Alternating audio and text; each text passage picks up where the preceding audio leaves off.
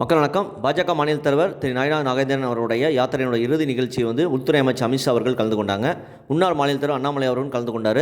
தொண்டர்களோட ஆர்ப்பரிப்போட அருமையான உரை அண்ணாமலை அவர்கள் திமுக அரசு எதிர்த்து வெளுத்து வாங்கியிருக்காரு. அமித்ஷா அவர்கள் மிக ரசித்து கேட்டிருக்கிறாரு.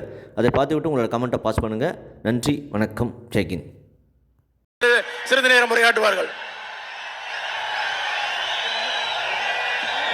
அன்பார்ந்த அண்ணா, அமைதியா உட்காருங்கண்ணா. அன்பார்ந்த பெரியவர்களே, தாய்மார்களே, மிக முக்கியமான தமிழகத்தினுடைய அரசியல் பயணத்துல அண்ணா அண்ணா கொஞ்சம் அமைதியா உட்காருங்க. ஏதாவது செய்த 2026க்கு மேல இவர்கள் ஆட்சியில் இருக்கக்கூடாது என்பதை மக்கள் எல்லா இடத்துலயும் சொல்றாங்க.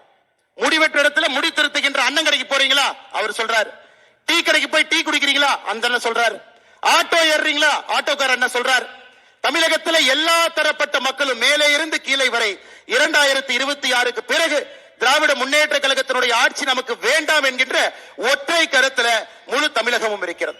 இந்த யாத்திரையினுடைய வெற்றியும் கூட அதை பிரதிபலிக்கிறது. 2,04,000 ரூபாய் ரேஷன் அட்டையின் மீது இருந்த கடன் இன்னைக்கு 4,54,000. எவ்வளவு ஏத்திருக்கிறீங்க? 2,50,000 ரூபாய் ஒரு ரேஷன் அட்டையின் மீது ஒரு குடும்பத்தின் மீது கடனை ஏத்திட்டு பொங்கலுக்கு எவ்வளவு கொடுத்தீங்க? 2026ல 22ல 0. பொங்கலுக்கு 1 ரூபா கொடுக்கல.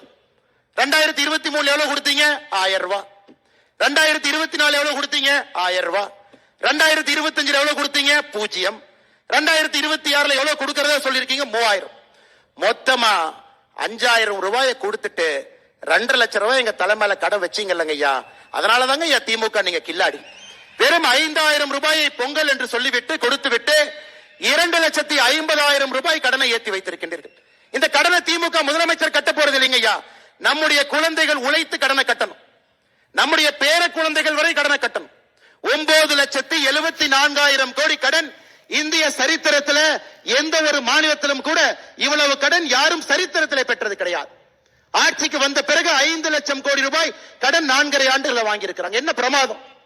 கடனை வாங்கி ஆட்சி நடத்திவிட்டு அந்த கடனிலையும் 60% வட்டியை கட்டுவதற்காக பயன்படுத்திவிட்டு என்ன தம்பட்டம் அடித்துக் கொண்டிருக்கின்றார். அருமை சொந்தங்களே, இன்னைக்கும் தலையாட்டி பொம்மையை போல முதலமைச்சர் அவர்கள் அமர்ந்திருக்கின்றார். அவருடைய கழுத்து 2 பக்கம் மட்டும்தான் திரும்பும். Left turn, right turn. இந்த பக்கம் சொன்னா இந்த பக்கம் திருப்பார், இந்த பக்கம் சொன்னா இந்த பக்கம் திருப்பார்.